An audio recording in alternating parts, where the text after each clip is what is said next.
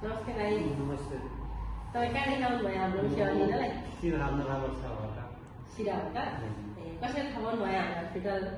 यो फेसबुक हेरेर। फेसबुक हेरेर? ए अनि अहिले तपाईँले कति दिन भयो? मैले 5-7 10 दिन भयो।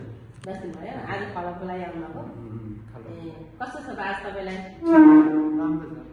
अनि यहाँको सेवा सुविधा कस्तो लाग्छ? धेरै राम्रो छ। सबै चिज नर्सहरू पनि धेरै राम्रो छ। सबै हेरचाह गरिन्छ। सबै धेरै राम्रो छ। अनि डाक्टर पनि राम्रो छ। हजुर। अनि दुखाइहरू कस्तो छ? दुखाइहरू अहिले ठिक छ। यहाँको डाक्टरहरू भनेको उहाँ काठमाडौँको हस्पिटलमा 4-5 वर्षमै काम गर्नुभएको उहाँको डाक्टरहरू नि त एक्सपिरियन्स होला। त्यही भएर हामीलाई यहाँको सेवा सुविधा सेवा सुविधा त धेरै राम्रो छ। नर्सहरू पनि धेरै राम्रो छ।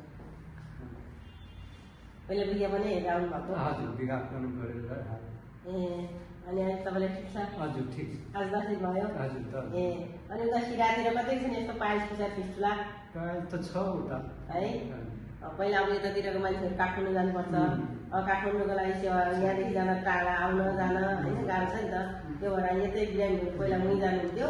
अब उहाँको यहाँ निको भएको बिरामीहरू यतै खोल्नु भनेको रिक्वेस्टमा यहाँ खोलेको। म पनि काठमाडौँ जानेको लागि त्यहाँ छ नि। अनि भन्यो कि तपाईँलाई कहाँ यो पर्छ त मैले ए तपाईँले काठमाडौँ फोन गर्नुभएको थियो काठमाडौँ पर्छ भनेपछि अनि यहीँ नजिक पर्यो।